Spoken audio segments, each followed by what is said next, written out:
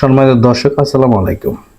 আজকে আপনাদের সামনে হাজির হলাম একটি গোল জামা কাটিং নিয়ে। এই গোল জামাটি কিভাবে কাটিং করতে হবে সেই বিষয় নিয়ে আজকে খুব সহজ নিয়ে আপনাদের কাটিংটি দেখাবো। তো দয়া করে ভিডিওটি না টেনে পুরো ভিডিওটি দেখবেন, তো অবশ্যই আপনি এই ধরনের কাটিং খুব সহজে শিখতে পারবেন। তো এই জায়গায় আমি যে প্রিন্টের কাপড়টি নিয়ে এসেছি, প্রিন্টের কাপড়টি এই জায়গায় লম্বা হবে 44 ইঞ্চি লম্বা, 43 ইঞ্চি বডি। তো হাতা হবে 3/4 হাতা, এবং কিভাবে সহজ নিয়মে কাটা যায় এবং আমি এটা ডাইরেক্ট এবং একবারে হাফ বডি সহ কিভাবে কাটিংটি করি এবং কোমরে কুচি হবে সেই বিষয়গুলো আজকে আমি আলোচনা করে এবং কাটিংটি করে দেখাবো। তো আপনারা দয়া করে ভিডিওটি না টেনে পুরো ভিডিও দেখবেন। তো এই জায়গায় আমি কাপড় নিয়েছি 3 গজ 12 গিরা কাপড়, প্রিন্টের কাপড়। কাপড়টি সুন্দর করে কাপড়টি কাটিং করার আগে অবশ্যই কাপড়টিকে আপনারা সুন্দর করে আয়রন করে নিয়ে কাপড়টি কাটিং করবেন, তাহলে তো দেখা যাচ্ছে পরবর্তী কোনো কাটিং করার সময় কোনো সমস্যা হবে না এবং সেলাই করার পরে কোনো এলোমেলো বা কোনো কোনার টান বা কোনো সমস্যা, এরকম কোনো সমস্যা আসবে না। তো সেই বিষয়গুলো নিয়ে আজকে আপনাদের বুঝতে হবে। আসলে মূলত বর্তমান বাজারে যে কাপড়গুলো বের হয়েছে, তো অবশ্যই কাপড়গুলো অনেক সমস্যা, বর্তমান সেলাই পরে সমস্যা দেখা দেয়। তো আমি কথা না বাড়িয়ে কাটিংটি চলে যাবো। তো কাপড়টি আমি সুন্দর করে ভাঁজ করে নিয়ে এসেছি, তো আপনারা এইভাবে ভাঁজ করে নেবেন। তো এই জায়গায় আমি দুটো পার্টি আমি এক জায়গায় করে নিয়ে আমি 4 পার্ট এক জায়গায় করে নেব। কাপড়টাকে সুন্দর করে আপনারা এভাবে ডাইরেক্ট মেক্সির মতো করে কাপড়টাকে আপনারা শোয়াবেন। মেক্সি কাপড় যেভাবে আপনারা এক জায়গায় 4 পার্ট করে নেন, সেভাবে এই কাপড়টাকে আপনারা ওইভাবে একই সিস্টেম করে কাপড়টিকে আপনাকে সুন্দর করে নিতে হবে।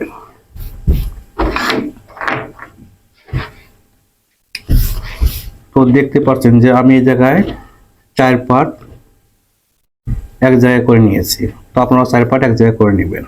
তো আমরা প্রথমে যে কাজটি করব, আপনাকে যে কাজটি করতে হবে, নিচের যে সিলাইয়ের জন্য যে কাপড়টি আপনাকে নিতে হবে, সেই জায়গায় আমি এই জায়গায় প্রথমত একটা কাপড়টি কম বেশি আছে, সেই জন্য আমি প্রথমে একটা মার্ক করে নিব ওই জায়গায়। তারপর আমি সেলাইয়ের জন্য এই জায়গায় নিচে আমি 1.5 ইঞ্চি পরিমাণ কাপড় আমি এক্সেস নিলাম, 1.5 ইঞ্চি পরিমাণ। এখন আমরা হিসাবে চলে যাব। তো এই জায়গা থেকে আমরা হাফ বডির জন্য প্রথমত বাদ দেব 15.5 ইঞ্চি। তো আপনারা দেখতে পাচ্ছেন আমি 15.5 ইঞ্চি এই জায়গা থেকে এটা এক্সট্রা বাদ দিয়ে দিব। আমি ডাইরেক্ট এই জায়গা থেকে নিব আমি 44 ইঞ্চি লম্বা। 44 আমি এই জায়গায় দাগ করব। তো এই জায়গা থেকে সিলাইয়ের জন্য আমরা হাফ ইঞ্চি পরিমাণ আরো বেশি নিব। আচ্ছা, এখন আমরা এখন যে কাজটি করব, হাফ বডির জন্য ডাইরেক্ট এই জায়গা থেকে আমরা কাপড়টা কিভাবে বাইর করব এবং খুব সহজ নিয়ম আপনাদের দেখাচ্ছি আমি, যাতে করে এই কাটিং করার সময় আপনাদের কোনো সমস্যা না হয়। তো আমি এই জায়গা থেকে হাফ বডির জন্য 15.5 করে নিয়ে নিব। তো আমি এখন লম্বার দিকে চলে যাব, 44 ইঞ্চি লম্বা। তো আমি 44 ইঞ্চি নাম্বারটা আমার অ্যাডজাস্ট হয়েছে। আচ্ছা, আমি যখন ডাইরেক্ট এখন এই জায়গায়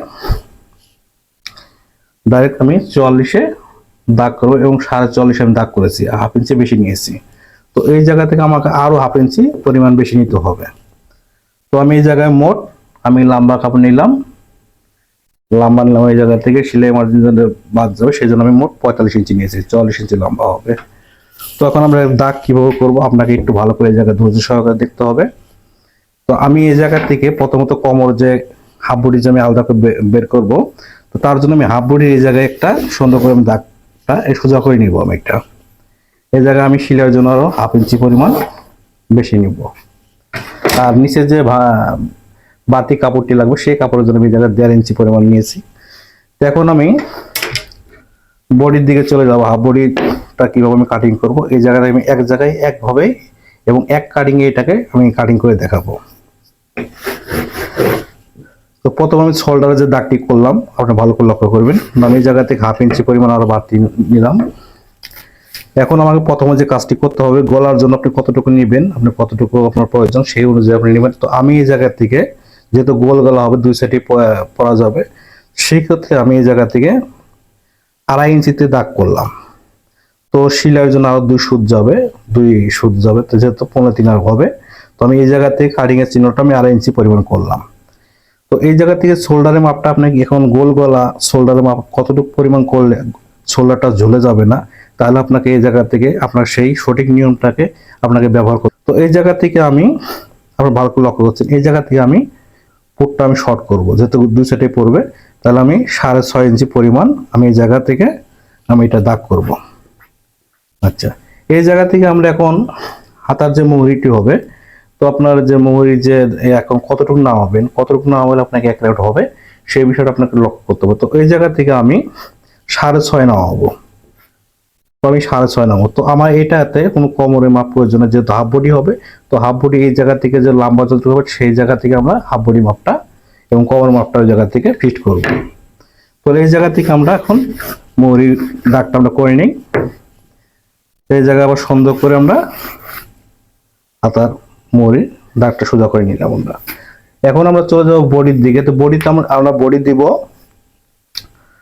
44 ইঞ্চি। তো 44 কে আমরা 4 ভাগ করে 1 ভাগ নিব 11 ইঞ্চি। তো আমরা 11তে এই জায়গায় দাগ কেটে নিলাম। তো এই জায়গা থেকে আমরা এখন চলে যাব কোমরের দিকে। তো কোমর হবে 40 ইঞ্চি। তো 40 কে আমরা 4 ভাগ করে 1 ভাগ নিব। এখন এই জায়গা থেকে আপনাকে একটা জিনিস লক্ষ্য করতে হবে, এই জায়গা থেকে আমি এই জায়গায় এটা দাগটা হবে আমি করে নেব। আমি দাগটি করে নিলাম। এই জায়গা থেকে এখন আমাকে হাতার যে মোহরের শেপটি আছে সেই শেপটি আপনারা কিভাবে দিবেন একটু ভালো করে লক্ষ্য করবেন। তো এইভাবে আপনারা সুন্দর করে এটাকে রাউন্ড করে নেবেন। এটা সুন্দর করে আমি রাউন্ড করে নিলাম। এখন এই জায়গা থেকে আমি যে ফিস্ট মাপ দিয়েছি সেই ফিস্ট মাপ থেকে আমি এই জায়গা থেকে 1.5 ইঞ্চি পরিমাণ কাপড় বেশি নিব। তো এটাও আমি দাগ করে নিই যাতে আপনাদের বুঝতে খুব সহজ হয়। আমি দাগ করলাম এটা। আমি এখন গলাটি কাটিং করবো না, গলাটি যেহেতু আমি টিসি বক্রম ব্যবহার করবো সেই জন্য আমি গলাটি জায়গা ফিস্ট ভাবে এখন কাটবো না, ওটা আমি গলাটা কাটিং করে আপনাদের দেখাবো আমি। তো চলুন আমরা এখন চলে যাব কাটিং এ। তো আমার নিচ থেকে কাটিংটা শুরু করব। নিচে থেকে আপনাকে একটু হালকা হাফ ইঞ্চি পরিমাণ আপনাকে ডাউন দিয়ে নিতে হবে। তো ডাউন দিয়ে নিলাম এটা। আচ্ছা, এই জায়গায় আপনাকে এখন কাটিংটি কিভাবে করবেন আপনারা একটু ভালো করে লক্ষ্য করবেন। যেহেতু আমি 1 ইঞ্চি পরিমাণ আমি বাড়তি নিয়েছি সেলাইয়ের জন্য, সেই জায়গায় সেক্ষেত্রে আমাকে এই জায়গাতে আমি আবার হাফ বডিটা আপনাদের মেপে দেখাবো। 15.5 ইঞ্চি আমি হাফ বডিটা নিব আমি। তো 15.5 ইঞ্চি গুলো আমি নিয়েছি, এগুলো আমি আর উপর থেকে সেলাইয়ের জন্য উপর থেকে কাপড় নেওয়া হয়েছে। এই জায়গা থেকে এগুলো আমি হালকা একটু আমি শেপ কাট দিয়ে আপনাদের কাটটা আমি দেখিয়ে দিই। আমি এই জায়গা থেকে এইভাবে শেপ কাট দিয়ে হালকা একটু ডাউন দিতে হবে। ডাউনটি দিলে পরে তাহলে দেখা যাচ্ছে কোনাটি ঝুলে যাবে না।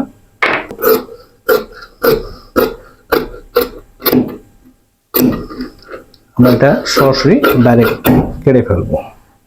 তো এবং এটাকে আমি সোজা করে ফেলবো।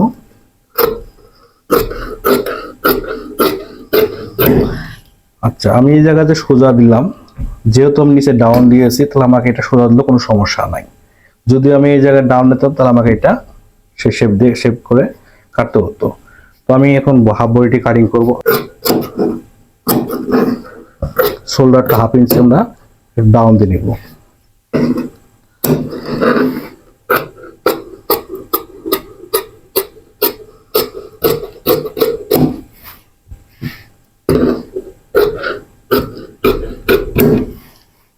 সময় দর্শক আপনারা দেখলেন আমি কিভাবে কাটিংটি করলাম, তো অবশ্যই আপনারা বুঝতে পেরেছেন। তো আমি এখন হাতা কাটিং এ চলে যাব। তো হাতাটাকে আমরা সুন্দর করে কাপড়টাকে খুলে নিয়ে কাপড়টাকে আমরা 4 পার্ট এক জায়গায় করে নিব। সুন্দর করে কাপড়টাকে 4 পার্ট আমরা এক জায়গায় করে নিয়ে প্রথমত আমাদের দিব যে মেজারমেন্ট করতে হবে।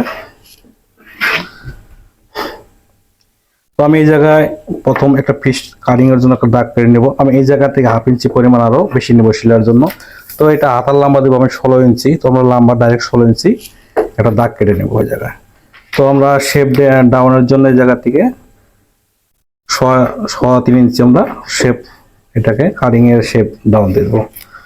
তো এটা আমরা হাতার মুখে আমরা সেইটা দাগটা কেটে নিই। এই জায়গা থেকে 1 ইঞ্চি পরিমাণ আমি কাপড়টা বেশি নেব। এই জায়গা থেকে শেপ ডাউনের যে আপনার হাতার মোহরি শেপ ডাউন থেকে এই জায়গাতে সোজা করে আপনাকে দাগ কেটে নিতে হবে। এখন আপনাকে এই মাপটা কিভাবে আপনি বের করবেন, যেহেতু আমি এটা 9.5 নিলাম হাতার মোহরিটা মাপ দিয়ে দেখালাম। তো এই জায়গায় আপনি কত ইঞ্চি পরিমাণ নিলে আপনার ওটার সাথে অ্যাডজাস্ট হবে সেটাকে আপনি কাটিং করে আমি মিলিয়ে দেখাবো আমি। তো আমি এটা নিব 9.5 ইঞ্চি। আমি এটা ডাইরেক্ট নিব 9.5 ইঞ্চি।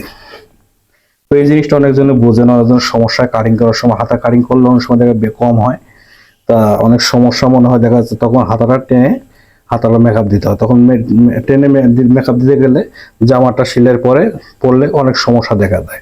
তবে সেই জিনিসের জায়গাটা ভালো করে লক্ষ্য করে বুঝতে হবে। তো এই জায়গা থেকে আমি হাতার সামনের মুখ নেব আমি 12 ইঞ্চি, তো 12কে আমরা 2 ভাগ করে 1 ভাগ নিব 6 ইঞ্চি। এটাকে সুন্দর করে আমরা শেপ কাট দিয়ে এটা আমরা দাগ করে নেব। এটা বাড়তি আপনি 1 ইঞ্চি বা 1.5 ইঞ্চি যতটুকু চাহিদা আপনার যতটুকু মন চায় আপনি ততটুকু দিতে পারবেন। তো সুন্দর করে আপনি হাতাটা এখন আমরা কাটিং করে নেব।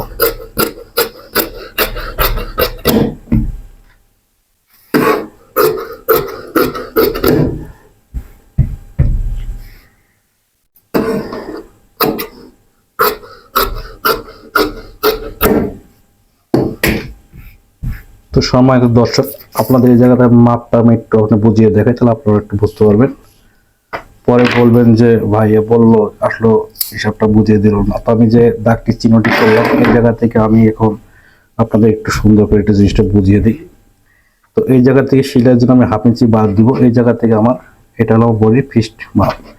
তো এটাকে আপনার কিভাবে এখন এটা এক জায়গায় অ্যাডজাস্ট করে নেবেন। তো এই জায়গা থেকে আমি আপনাদের দেখাচ্ছি, দেখুন এই জায়গায় সুন্দর করে মিলে গেছে। তো এই জিনিসটা হচ্ছে মেন। এই জিনিসটা যখন না মিলে তাহলে দেখা যাচ্ছে জামার জন্য সেলাই পরে বা সেলাই করার সময় দেখা টান খাবে হাতার মোড়াটি, তখন জামাটি তৈরি করার পর অনেক সমস্যা দেখা দেয়। তো আজকের মতো এই পর্যন্তই, ভালো থাকবেন, আসসালামু আলাইকুম।